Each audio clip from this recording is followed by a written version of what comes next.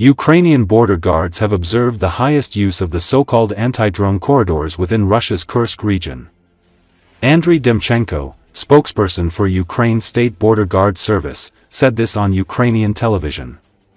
The majority of these corridors have been recorded by border guards in the Kursk region, particularly in areas where the enemy continues its operations, attacking Ukrainian defense forces conducting their mission there. These corridors are covered with nets, allowing Russian military equipment to move while preventing our drones from striking their targets, Demchenko explained.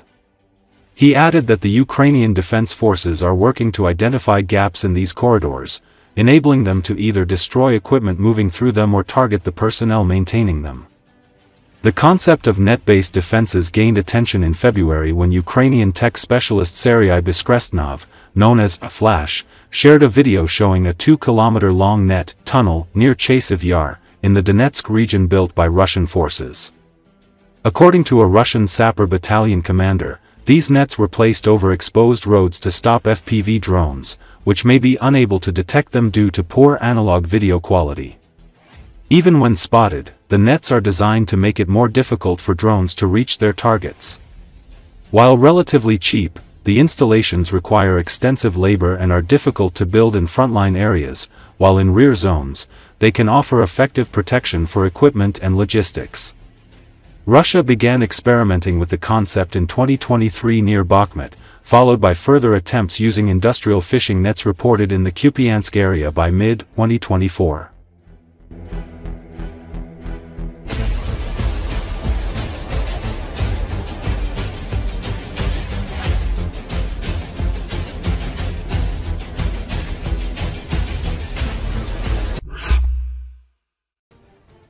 Italian Puma 6x6 armored personnel carriers have been spotted on the Ukrainian front. Their delivery route is unknown, writes Interesting Engineering.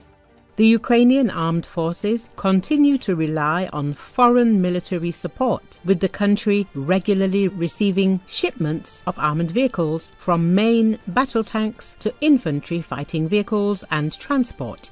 Typically, such deliveries are actively covered in the media, and politicians use them to emphasize their country's support for Ukraine. However, the Puma case went beyond the usual procedures.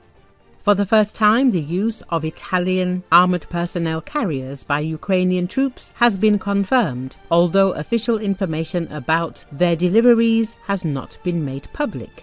The Puma armored personnel carrier, developed in the late 1980s and adopted by Italy in 2001, is a product of the Iveco Auto Melara consortium.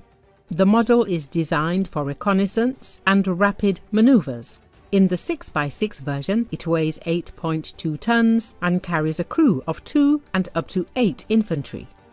In April 2024, photographs emerged of a destroyed Puma 6x6 with Ukrainian identification marks. Subsequently, soldiers from the 81st Brigade published a photo of a serviceable vehicle in service. However, there was no official confirmation from donor countries for a long time. Only in July 2024, the Ukrainian Ministry of Defense announced the official deployment of the Puma 6x6. While the Puma 6x6 is not a breakthrough in combat capabilities, it does have a number of tactical advantages. Equipped with a 180 horsepower Iveco diesel engine, the vehicle can accelerate to 120 kilometers an hour and has a range of up to 700 kilometers. The APC has ballistic protection, an NBC protection system, and a firefighting system. The armament consists of 7.62 or 12.7mm machine guns, and it is also possible to install Milan or TOW anti-tank missiles. Compared to heavier combat vehicles, the Puma offers a more maneuverable and mobile option with highly logistical flexibility, ideal for Ukrainian conditions. According to Army recognition and independent sources, the Puma 6x6 appeared in Ukraine in May 2024, although they were not included in any of the officially announced aid packages. Italy has previously quietly transferred other equipment to Ukraine.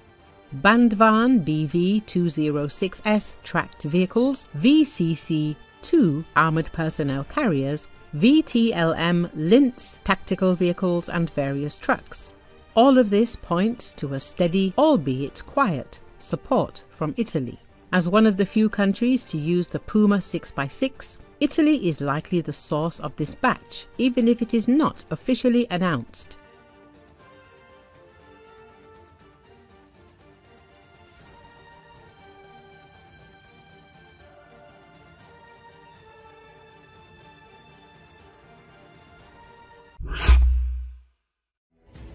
Operators of anti-aircraft FPV drones of the 414th Magyar's Birds, separate brigade of strike unmanned aerial systems, were able to hit a Russian reconnaissance and strike UAV for post, which carries the KAB-20.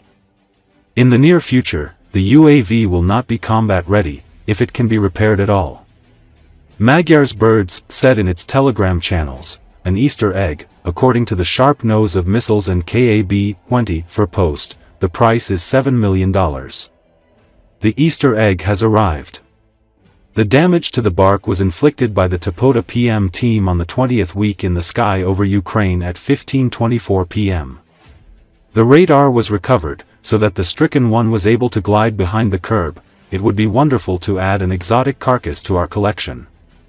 If you don't carry a caravan of air bombs, in the near future no egg will be amputated over the Ukrainian land. The sky has gone too far. Recently, Russia has announced the development of a new version of the Forpost medium-altitude reconnaissance drone with an integrated radar station. The Forpost UAV continues to be modernized and has gained new capabilities. The developers have created a version of the drone with a radar. Its task is to carry out radar control over ground and surface objects, recognize moving targets and issue targeting instructions for units of the Russian armed forces, including the Navy, said spokeswoman Ekaterina Zgirevskaya, representative of the Ural Civil Aviation Plant. It is very likely that the starting point for the modernization of the Russian drone was the latest version of the Forpostar aircraft, which is capable of carrying a payload weighing up to 100 kilograms. These parameters allow it to carry a small-sized radar.